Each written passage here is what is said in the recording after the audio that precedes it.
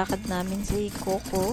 Tapos dito sa aming basurahan, so may bago na kaming tapunan ng mga na titirang pagkain. So, ayan, hindi ka na basta-basta makakatapon dyan.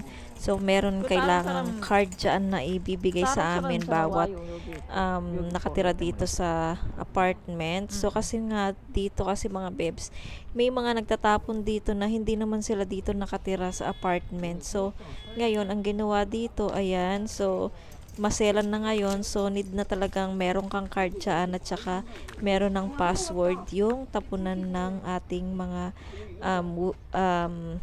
natitirang pagkain. So ayun mga bebs.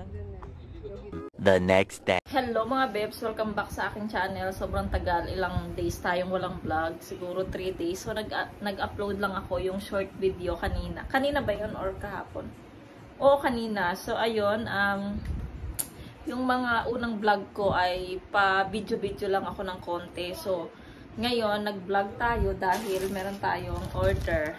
Tsaka, yung na-mind ko sa page sa live, hindi pa siya dumarating. Pero sabi na i-deliver na last day. So, ngayon, 3 days na siya. So, ayun. So, wala pa siya. Pero kung darating siya mga bebs, ihalo ko na lang siya dito, isasama ko na lang siya dito sa ating vlog kasi nga bali yung vlog natin is putol-putol, so pasensya na kayo mga bebs at pasensya na rin sa itsura natin. Ay, umiyaw si ano, sorry, natutulog kasi siya, nag-ingay ako.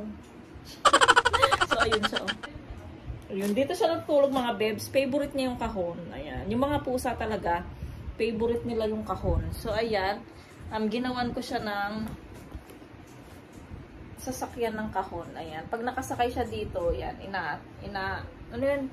Hinihila-hila namin. So, ayun, hindi na tayong pasikot-sikot pa. Ito pala yung ating order. Sana ay okay lang siya.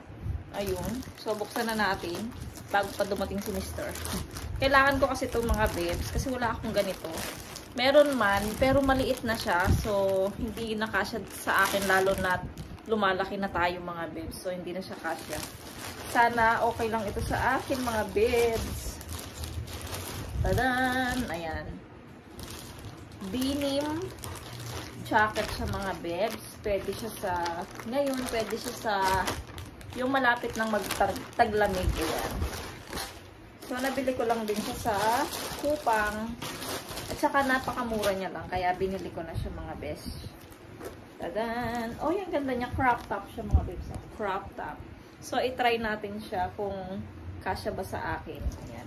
Kaya lang dito kasi mahirap siyang ibalik sa Kupang. Hindi gaya sa mga Shein. Tama ba? Shein. Ayan. So, i-try natin siya mga bebs. Okay lang ba? Ayan. Pang style. Hanggang dito lang siya. Crop top. Ayan. Tsaka medyo malaki yung dito niya. Diba? Ano na to, medium. Kasi nga hindi ko kinuha yung small. Akala ko maliit siya. Kaya medium yung kinuha ko. Medyo malaki sa akin. Pero pag, oo nga no, laki niya. Pero maganda siya. Pang style lang siya. Ayan. Ganda niya. Bagay siya sa mga dress mga bebs. Tapos pwede mo rin siyang itupi para pang style din. Itupi-tupi na lang siya dito, oh. Para pwede mo siyang maitaas. Ayan, diba? Tapos itupi mo rin siya din, eh.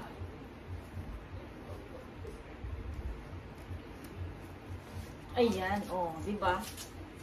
Ganda. Maganda siya mga besh. Diba? Ayun, landi, eh. Nagluto pala ako ng nilagang baboy.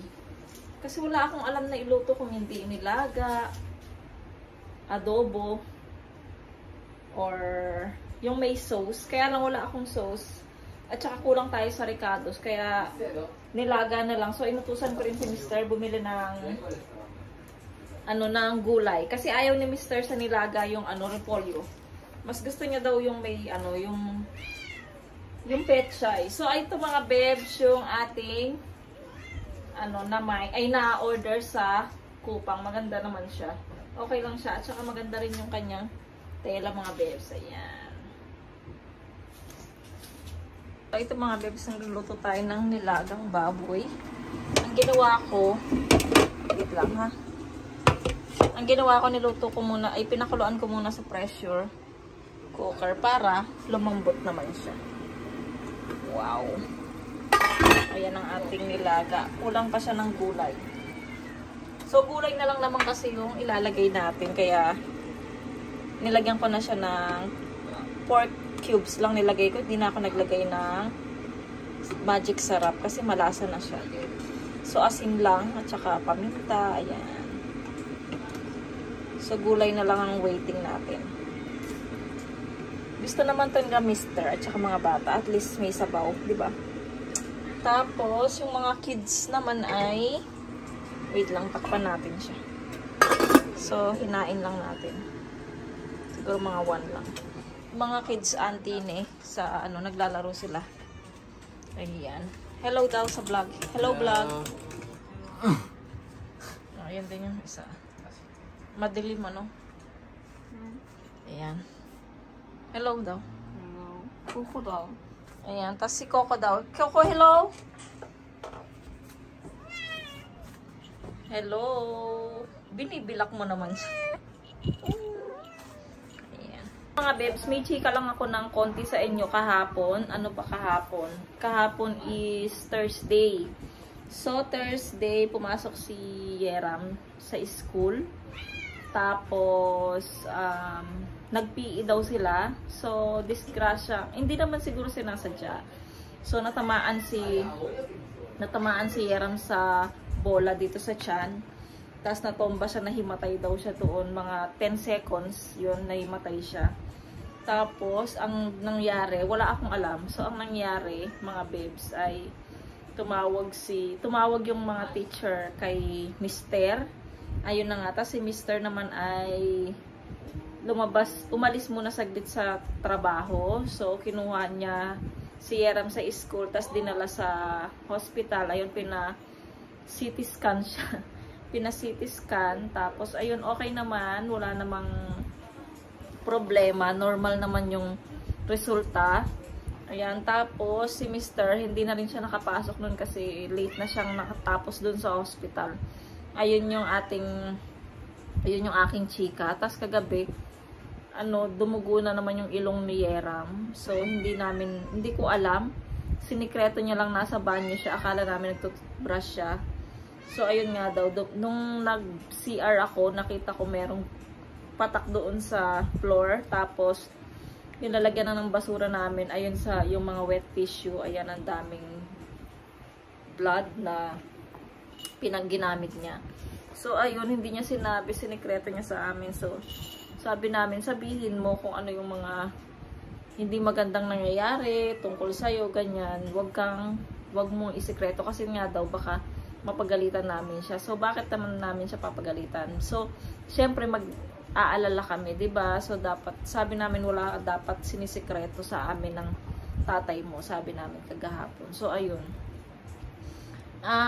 Lagi na lang yan dinudugo yung ilong niya kasi minsan kinakalkal niya yung ilong niya tapos ayun dudugo na. So, meron kasi siyang na check up na mga meron bebs. Kasi siyang history. Hindi kasi si Yeram kasi mga bebs, meron siyang inborn siya. Nung pinanganak ko siya, meron siyang cyst dito mga bebs, dito sa kilay. So, napansin yan ng nanay ko. Siya yung unang nakakita. Tapos yun, pina-check up namin dito nung pagbalik namin dito sa Korea. Ayun nga, pag daw mga ilang taon na siya or grade, pag elementary, or saka siya operahan. So, bago siya mag-graduate, pina-check up siya ni Miss, bago siya mag-graduate ng grade 6, pina-check up siya ulit ni Mr. doon kung pwede na siyang operahan. So, syempre maraming mga maraming mga check up, 'di ba? Check up sa dugo, check up sa etc., etc. So, ayun na check up siya sa dugo. So, hindi pa daw siya pwedeng operahan kasi nga daw yung blood niya ay hindi siya pwedeng sugatan baka kasi daw yung dugo niya nga.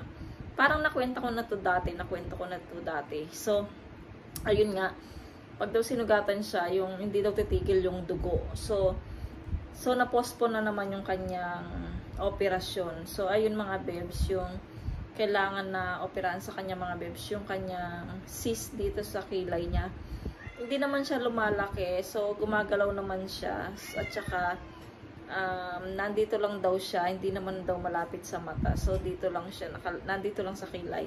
So ayun mga bebs, ang problema lang kay Yeram, so yung cyst niya sa kilay na kailangan ng operahan.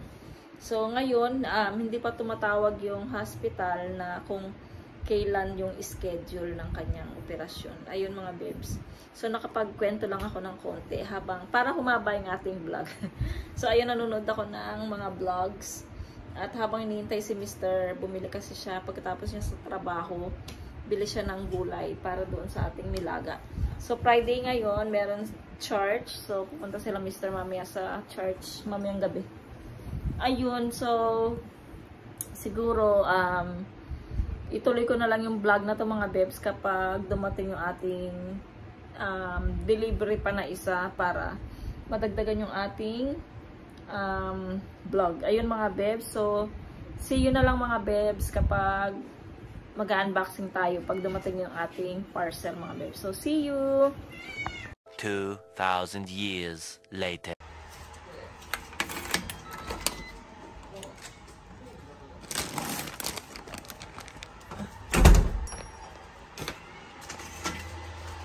Mundulyot. Meow meow. Ayan mga bebs, sobrang busog. Kakatapos ko lang mag-dinner. Nauuna kasi akong kumain sa kanila. Dapat nga alas 5 kumakain na ako. So ngayon alas 6. So katapos ko lang kumain. Tapos ngayon, ang nangyari, alam ko bago ako kumain, nandiyan na yung parcel sa labas. So ang ginawa ko, kumain muna ako bago ko kinuha ito. So ito na siya, yung ating na-mine para kay Yeram. So, ipakita, syempre meron din ako dito. So, ipapakita ko sa inyo mga bebs ang mga na-mine natin. Ayan. So, yung last na unboxing natin yung mga shoes. Ngayon naman ay damit naman. Ayan. So, i-open na natin. Andito na pala si Mr. So, katapos niya lang mag-shower. So, matutulog daw siya ng kahit 30 minutes kasi daw bago kumain. Tas, mamaya alis sila, punta ng church. So, ito mga babes, ipakita ko sa inyo. Ayan. Isa-isa. Babam! Wow, ang ganda. Ito mga babes, oh.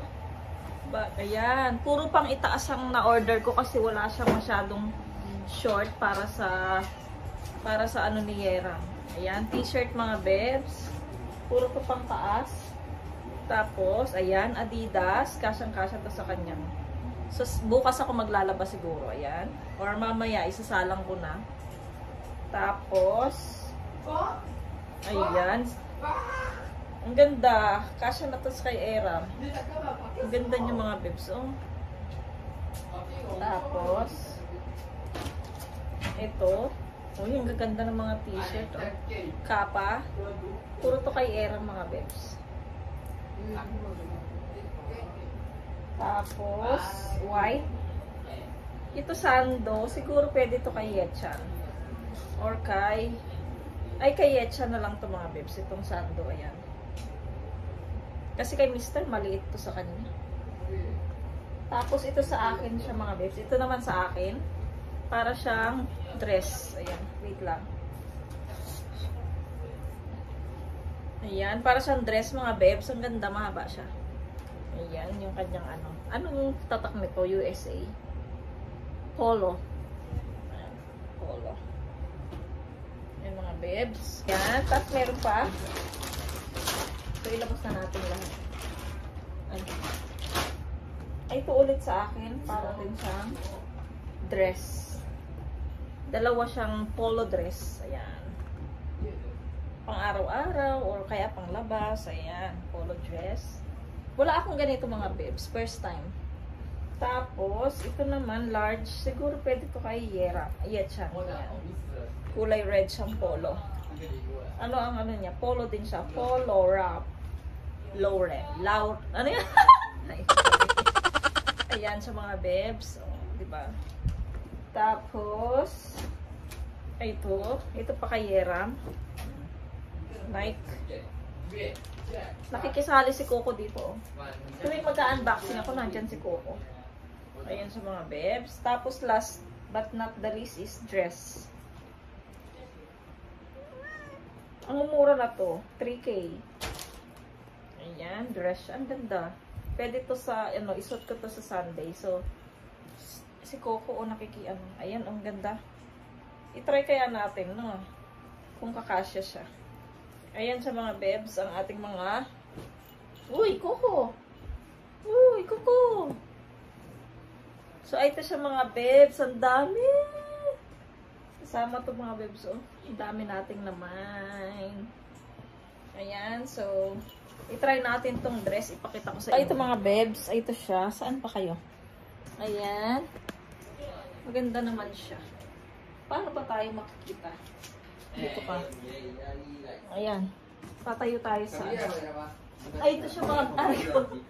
Ayan siya mga bebs. Tapos meron siyang slices dito.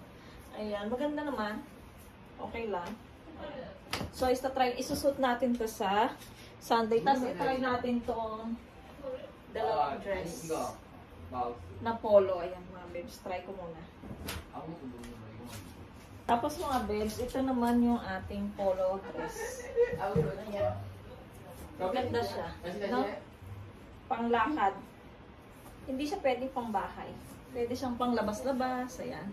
So, dito naman tayo sa pangalawa. Ayan mga bebs. Ito yung pangatlo. Ayan. Pwede ito pag namimili. Ayan. So, maganda siya. Ano siya? Lacoste. Ayan, Lacoste siya mga bebs, yung brand niya. Maganda. Cute siya. Akala ko maliit siya sa akin. Medyo okay naman siya. So, ayun mga bebs. Yan mga bebs, yung ating mga napamili. So, isasalang ko nila sila sa washing machine. Ito, ilalagay ko siya sa fishnet para hindi masira. At saka tong white. Ayan. Ayan mga bebs. Marami na naman tayong na-mine. Tapos tatapon natin ito sa basura. Sa basura.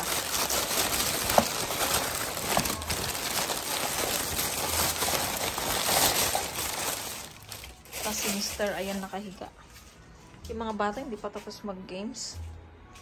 Ayan mga bebs. Siguro mag-end na ako ng vlog dito. Kahit konti lang at least nakapag-vlog tayo. Ayan. Para meron tayong update mga bebs. So ayan, maraming salamat. Wala na tayong i-unboxing kasi ito na yun. So ilalaban ko na siya. Pagkatapos natin dito, iikot ko na to sa washing para malabhan na at masuot. Ang ganda, ang dami ng damit ni Yeram pang itaas. Kasi yung maliliit niyang damit mga bebs, yung pinamigay ko na sa kaibigan ko na may anak na lalaki. So, ayun mga bebs, yun lang muna. Maraming salamat. Kung bago lang kayo sa aking channel, please subscribe to my channel and hit the notification bell para po lagi po kayong updated sa aking mga video. Bye! See you po sa aking next vlog!